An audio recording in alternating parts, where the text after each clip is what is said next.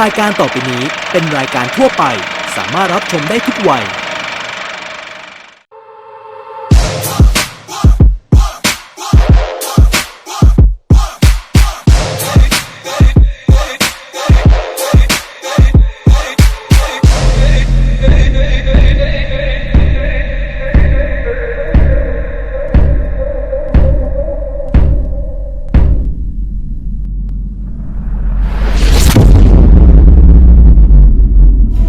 ใหม่ Isuzu D-Max Magic Eye ทะยานต่อให้โลกตามรถยนต์ New Suzuki Swift Power You Up Mitsubishi Xpander ใหม่ชีวิตที่เหนือกว่าทุกข้อจำกัดสวัสดีค่ะวันนี้นะคะก็มาพบกับแนทค่ะในรายการ Motor Running ค่ะเจอกันทุกวันศุกร์เลยนะคะเวลา 4 ทุ่มไปจนถึง 4 ทุ่มครึ่งนั่นเองก็ต้องบอกว่าช่วงแรกของวันนี้นะคะก็จะพาไปติดตามกับสกู๊ปพิเศษค่ะก็คือพลังสื่ออาสาช่วยน้ำท่วมจังหวัดสิงห์บุรีนั่นเองค่ะภาพกิจกรรมบรรยากาศต่างๆนั้นนะคะจะเป็นอย่างไรไปติดตามชมพร้อมกับพี่แหม่มได้เลยค่ะ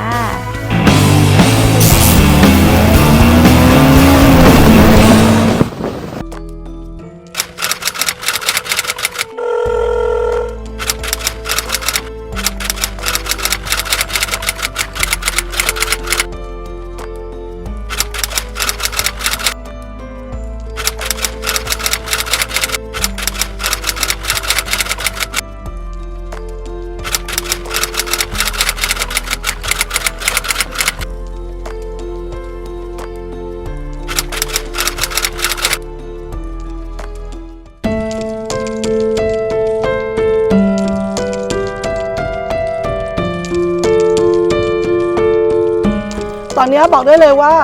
น้ำเริ่มสูงระดับอก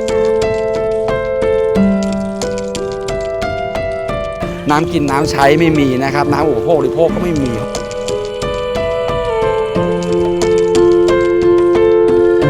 น้ำเนี่ยมันเป็นส่วนสำคัญถ้าไม่มีน้ำเนี่ยมันทำอะไรไม่ได้เลย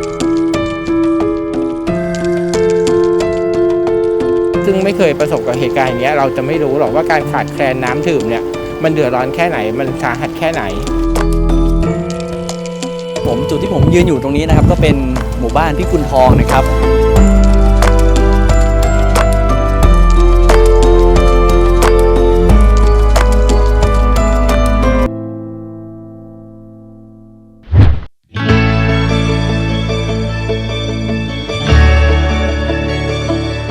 คนแรงเยอะมากเพื่อจิตอาสาลุยค่ะเอาละค่ะแล้วตอนนี้นะคะเป็นทริปพิเศษเลยนะคะเพราะว่าพวกเรารวมตัวกันนั่นคือสื่อสายรถยนต์นะคะเป็นพลังจิตอาสาหรือพลังสื่ออาสาจะร่วมเดินทางไปช่วยเหลือคนที่ประสบภัยน้ำท่วมที่จังหวัดสิงห์บุรีนะจ๊ะแล้วก็ต้องบอกว่าพวกเราได้กำลังใจอย่างยิ่งใหญ่กับผู้ใหญ่ท่านนี้เลยจากตีเพชร Isuzu Cell ที่ซัพพอร์ตทั้งรถในการเดินทางนั่นคือรถยนต์ Isuzu D-Max แล้วก็ MU-X ด้วยนะคะเดี๋ยวเรามาพูดคุยก่อนว่าสถานการณ์ตอนนี้เป็นยังไงแล้วIsuzuมองยังไงจะมุ่งไปยังไงด้วยกันครับเชิญเลยค่ะพี่ครับก็ในนามของกลุ่มตีเพชรนะครับต้องขอบคุณทางกลุ่มสื่อสายรถยนต์นะฮะที่ในนามของพลังสื่ออาสานะที่จะไปช่วยบรรเทาความเดือดร้อนนะของผู้คนที่ประสบปัญหาจากอุทกภัยนะครับดีๆอย่างมากเลยเพราะเป็นกิจกรรมดีๆนะฮะที่Isuzuเต็มใจแล้วพร้อมที่จะสนับสนุนอย่างเต็มที่นะครับก็ถือโอกาสนี้ประชาสัมพันธ์ถึงผู้ที่ใช้รถIsuzuนะฮะที่ประสบปัญหาจากอุทกภัยนะครับคือตอนนี้เราก็จะพยายามที่จะช่วยเหลือนะด้วยแคมเปญบริการหลังการขายนะฮะตรวจเช็ครถฟรีนะฮะแล้วก็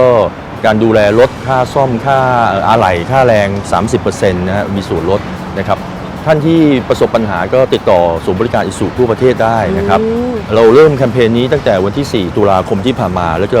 ต่อยาวไปจนถึงสิ้นปีเลยคือ 30 ธันวาคมนะฮะติดต่อที่ศูนย์บริการIsuzuทั่วประเทศได้เลยนะครับค่ะแล้วก็ต้องบอกงี้นะคะหลายๆคนดูเนี่ยบอกได้เลยว่าเป็นเรื่องราวเหตุการณ์จริงที่ชาวสิงห์บุรีเขาบอกได้เลยว่าขาดน้ำดื่มอย่างเร่งด่วนต้องบอกได้เลยว่าคุณวิชัยหรือตัวแทนของIsuzuซัพพอร์ตทันทีเพราะว่าการขาดน้ำนั่นคือสุขภาพร่างกายของคนขาดไม่ได้เลยนะคะอันนี้ขอบคุณมากๆเลยที่ให้กำลังใจกับสื่อด้วยกันนะคะแล้วก็เป็นพลังซัพพอร์ตให้กับกำลัง ให้เราส่งไปถึงชาวบ้านด้วยขอบพระคุณมากๆเลย ขอบคุณครับขอบคุณครับ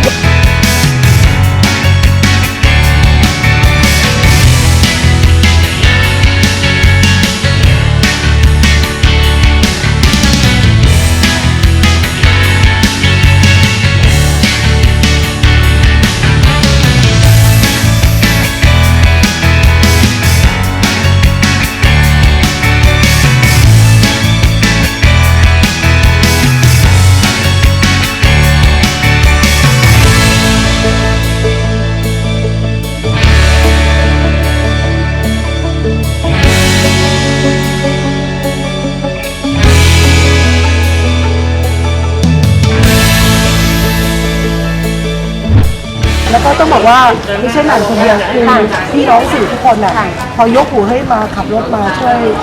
มาส่งน้ำอะไรเงี้ยสื่อด้วยกันก็สละเวลางานถ่ายอะไรกันทุกคนแล้วก็รีบมาให้กันต้องขอบคุณมากเลยค่ะได้เลยค่ะมีอะไรก็ยินดีเลยค่ะพวกเรายินดี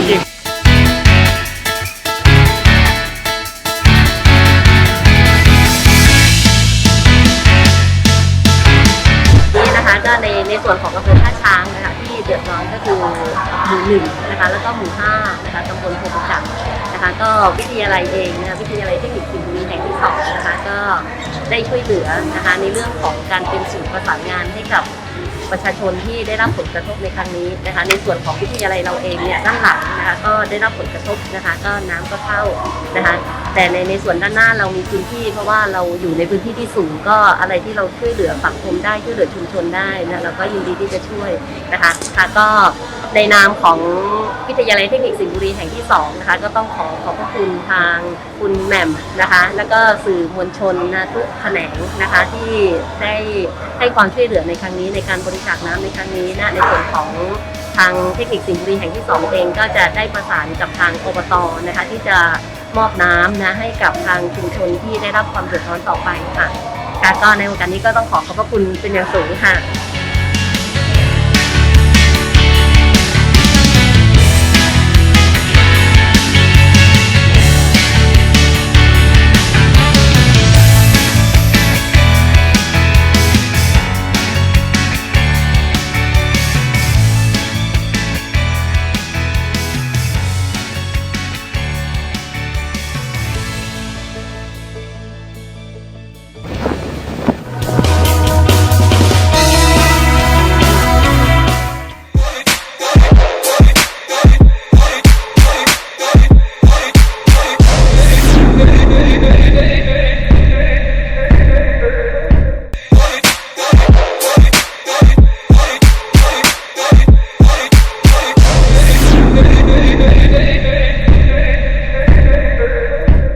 ใหม่ Isuzu D-Max Magic Eye ทะยานต่อให้โลกตาม Mitsubishi Xpander ใหม่ชีวิตที่เหนือกว่าทุกข้อจำกัด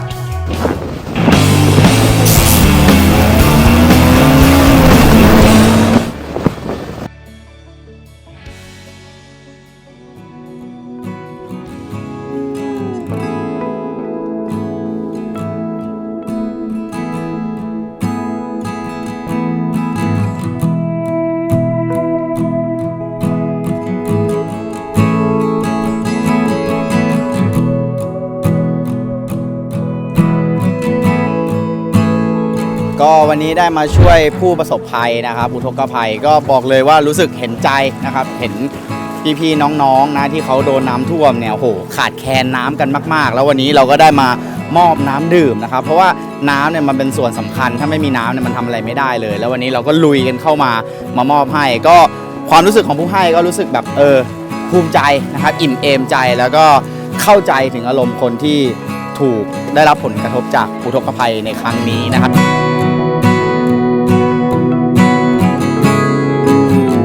จากที่เราทำงานมาเหน็ดเหนื่อยนะเรามาเจอที่ชุมชนที่นี่แล้วที่เขาขาดแคลนน้ำดื่มเป็นจำนวนมากนะคะก็ลองดูแล้วกันนะคะใครที่มีกำลังทรัพย์หรือว่าอยากจะมาบริจาคก็ร่วมมาบริจาคนี่คือสถานการณ์จริงนะคะด้านหลังเนี่ยน้ำเยอะมากๆชุมชนที่อยู่ด้านหลังบ้านหลังคาที่มีชั้นเดียวเนี่ยเขาท่วมกันไปเลยนะคะก็อยากให้ทุกคนเนี่ยมาช่วยกันคือบางคนมีรถก็จะพักกันบนรถเลยถ้าเกิดใครที่บ้านโดนน้ำท่วมเนี่ยก็ต้องย้ายกันออกมานอนข้างถนนที่ยังพอเพียงที่จะ สามารถตั้งโต๊ะตั้งที่นอนได้เนาะก็ยากลำบากจริงๆก็ใครที่ไหวยังไงก็เชิญชวนมาช่วยกันแล้วกันนะคะ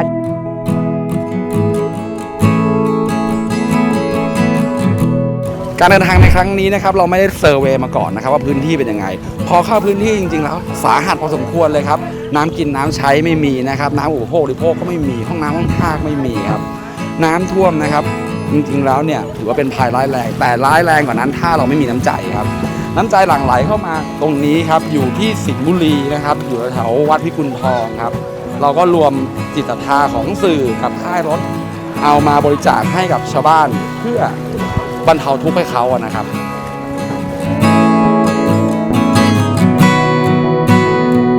ครับผมจุดที่ผมยืนอยู่ตรงนี้นะครับก็เป็นหมู่บ้านพิกุลทองนะครับกว่าที่เราจะนำของมาถึงจุดที่เอาของไว้เนี่ยนะครับก็ต้องเดินทางกันมาใช้เวลาเลยเพราะว่ารถเนี่ยขับเร็วไม่ได้เลยนะครับเป็นห่วงชาวบ้านที่เขาอยู่ทั้งสองฝั่งนะครับก็ใครนะครับไม่ว่าจะอยู่ตรงไหนก็ตามนะครับอยู่ใกล้พื้นที่ไหนในการที่เจอผู้ประสบภัยน้ำท่วมในพื้นที่ต่างๆเนี่ยผมอยากจะให้ส่งกำลังใจแล้วก็ส่งข้าวส่งของนะครับไปช่วยในพื้นที่ต่างๆไม่จำเป็นครับว่าจะต้องเป็นสิงห์บุรีหรือว่าเป็นจังหวัดอื่นๆนะครับใครอยู่ตรงไหนไปตรงนั้นนะครับก็อยากจะให้ทุกท่านนะครับช่วยเหลือกันนะครับในช่วงเวลาที่หลายๆคนนะครับที่เขาเป็นคนไทยด้วยกันนะครับกำลังอยู่ในสภาวะที่มันยากลำบากครับ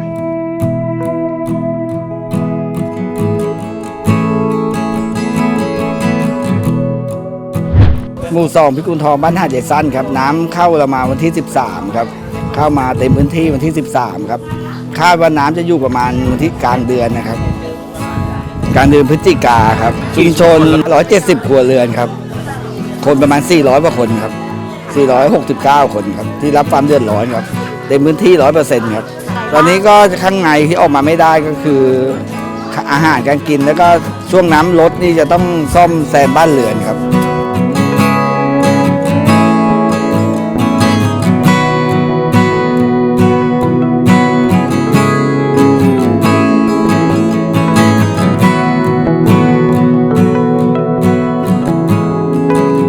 ตอนนี้นะครับพวกเราพี่น้องสื่อมวลชนสายรถยนต์นะคะก็ลงเรือต่อในเขตของพิกุลทองแล้วก็เขาเรียกว่าหาดใหญ่สั้นตอนนี้บอกได้เลยว่ามีพี่ที่ช่วยลากด้วยนั่นคือพี่ผู้ชายนะน้ำเท่าเอวแต่ถ้าหลุดเขตจากตรงข้างหน้าที่มองเห็นริบๆอ่ะเขาบอกอันนั้นน้ำไหลเชี่ยวแล้วน้ำเริ่มสูงเท่าระดับอกเป็นแม่น้ำแล้วตอนนี้เอาน้ำเพราะว่าอะไรรู้ป่ะเน้นน้ำชาวบ้านเขาได้ข้าวกล่องได้มาม่าแห้งได้ข้าวสารแต่ไม่มีน้ำมาเลยไม่รู้จะเอาน้ำที่ไหนต้มมาม่าไม่รู้เอาน้ำที่ไหนหุงข้าวพวกเราพี่น้องสื่อมวลชน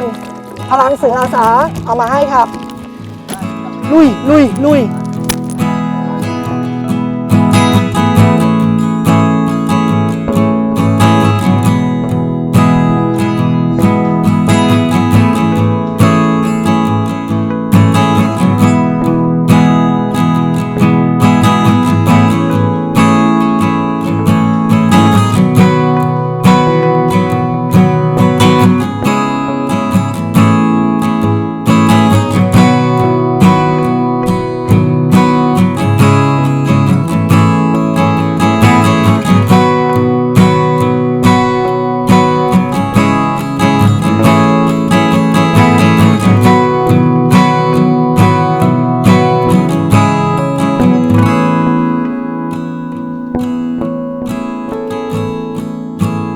ครับวันนี้ผมก็ได้มาร่วมกิจกรรมดีๆนะครับก็คือพลังสื่ออาสานะครับก็กิจกรรมครั้งนี้ผมก็ต้องขอบคุณนะครับผู้สนับสนุนที่สนับสนุนน้ำเปล่ามาให้กับพี่น้องชาวสิงห์บุรีนะครับภาพที่ท่านผู้ชมได้เห็นเมื่อสักครู่นะครับก็คือว่าน้ำเนี่ยปริมาณค่อนข้างที่จะเยอะมากแล้วก็ยังลงไม่ได้เยอะนะครับใครนะครับที่มีกำลังนะครับพอที่จะช่วยเหลือหรือว่าเป็นปัจจัยสิ่งของนะครับก็สามารถที่จะมาร่วมบริจาคกันได้นะครับที่สารกลางจังหวัดไม่ว่าจะเป็นที่ว่าการอำเภอหรือว่าอบจต่างๆในจังหวัดสิงห์บุรีนะครับ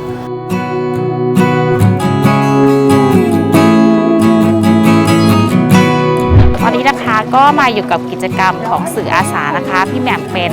เฮดใหญ่ในการที่พาพวกเรานะคะมา เอาน้ำมาบริจาคให้กับชาวบ้านนะคะที่สิงห์บุรีนะคะเพราะว่าเนื่องจาก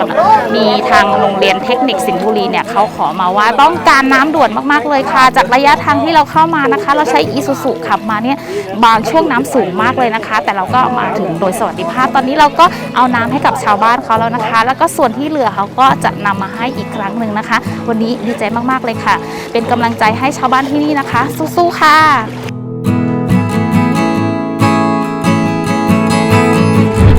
ค่ะก็วันนี้เราก็มาช่วยชาวบ้านนะคะโดยการที่เอาน้ำมาให้นะคะก็จะเห็นถึงความเดือดร้อนจริงๆว่าเขาเนี่ยจะออกไปซื้อของซื้อน้ำซื้ออะไรเนี่ยลำบากจริงๆค่ะเพราะว่าด้วยระยะทางที่เราเข้ามาก็หลายโลนะคะกว่าจะมาถึงแล้ววันนี้ก็รู้สึกดีใจที่ได้เป็นส่วนหนึ่งของสื่ออาสานำน้ำดื่มนะคะมาให้กับชาวบ้านในวันนี้ค่ะวันนี้ก็มากับทีมนะครับสื่ออาสารวมตัวกันแบบด่วนๆนะครับนัดกันปุ๊บปั๊บมาเพราะว่าความช่วยเหลือเนี่ยมันรอไม่ได้ครับต้องรีบเข้ามานะครับก็อยากให้เห็นบรรยากาศกันแล้วก็ใครมีกำลังหรือว่าจะบริจาคนี่ก็ลองดูติดต่อไปตามสารการจังหวัดหรือว่าอบต.อบจ.อะไรต่างๆนะครับก็ลองดูแล้วกันนะครับวันนี้ก็ขอบคุณทีมงานทุกท่านมากครับครับตัวแทนจากรายการ Motor Channel นะครับก็ความรู้สึกที่ได้มาร่วมกิจกรรมกับทางรายการ Motor Running โดยการสนับสนุนของทางตรีเพชร Isuzu Sale แล้วก็ TTC Motor เนี่ยก็รู้สึกว่าดีนะฮะกิจกรรมอย่างนี้พอเรามาลงพื้นที่เนี่ยเห็นกับตาว่าผู้ประสบภัยแต่ละคนเนี่ยเดือดร้อนยังไงเนี่ยเราเป็นรู้สึกว่าสิ่งที่เราเตรียมมาให้พวกเขาเนี่ยมันยังน้อยไปด้วยซ้ำกับความลำบากที่เขากำลังได้รับอยู่ในขณะที่เราซึ่งไม่เคยประสบกับเหตุการณ์อย่างเงี้ยเราจะไม่รู้หรอกว่าการขาดแคลนน้ำดื่มเนี่ยมันเดือดร้อนแค่ไหนมันสาหัสแค่ไหนก็รู้สึกต้องขอขอบคุณทางตรีเพชร Isuzu Sale แล้วก็ทางเบนซ์ TTC Motor ด้วยครับที่สนับสนุนน้ำดื่มแล้วก็รถปิกอัพ Isuzu D-Max ในวันนี้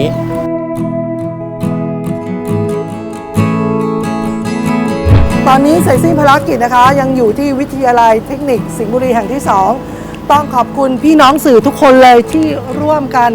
ลุยน้ำไม่ว่าจะการขับแล้วก็ลงเรือเพื่อให้น้ำดื่มไปถึงมือชาวบ้านแล้วก็ฝากที่นี่ด้วยครับเป็นศูนย์ที่รับของช่วยเหลือทั้งหมดในการที่จะเป็นเซ็นเตอร์ให้เพราะว่าตอนนี้หลายที่ไม่มีที่แห้งเพราะฉะนั้นวิทยาลัยแห่งนี้เป็นจุดศูนย์รวมให้นะคะขอบคุณมากๆเราจะพยายามช่วยเหลือทุกคนในกิจกรรมวันนี้นั่นคือพลังสื่ออาสาช่วยชาวสิงห์บุรีในวันนี้ในทริปนี้เดี๋ยวเจอกันนะครับแล้วก็ขอบคุณด้วยค่ะผู้ให้การสนับสนุนนะคะในเรื่องของรถยนต์ให้เรามาแล้วก็ในส่วนของเครื่องดื่มด้วยนั่นคือIsuzu นะคะแล้วก็รวมถึงอีกอันนึงนั่นคือ Benz TTC ขอบคุณมากๆแล้วเจอกันจ้า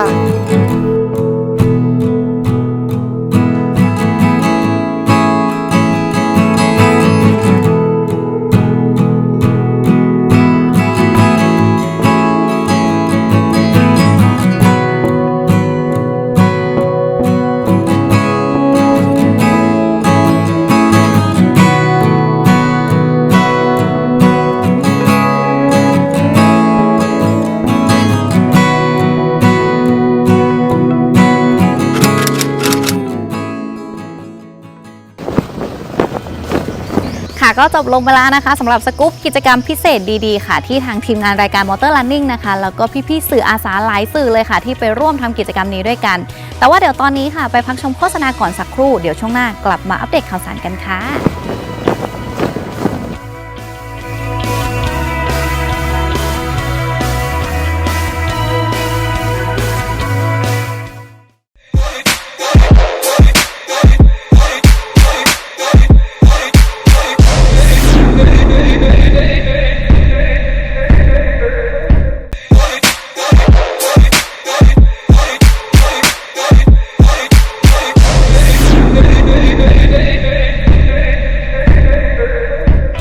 ใหม่ Isuzu D-Max Magic Eye ทะยานต่อให้โลกตาม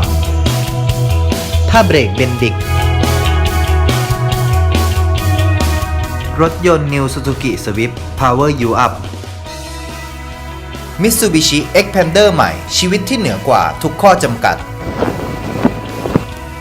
ค่ะก็มาถึงช่วง Motor News แล้วค่ะก็ต้องบอกว่าวันนี้นะคะก็ยังคงมีข่าวสารมากมายเลยค่ะที่จะมาอัปเดตคุณผู้ชมกันจะเป็นข่าวสารอะไรบ้างนะคะก็ไปติดตามชมกันได้เลยค่ะ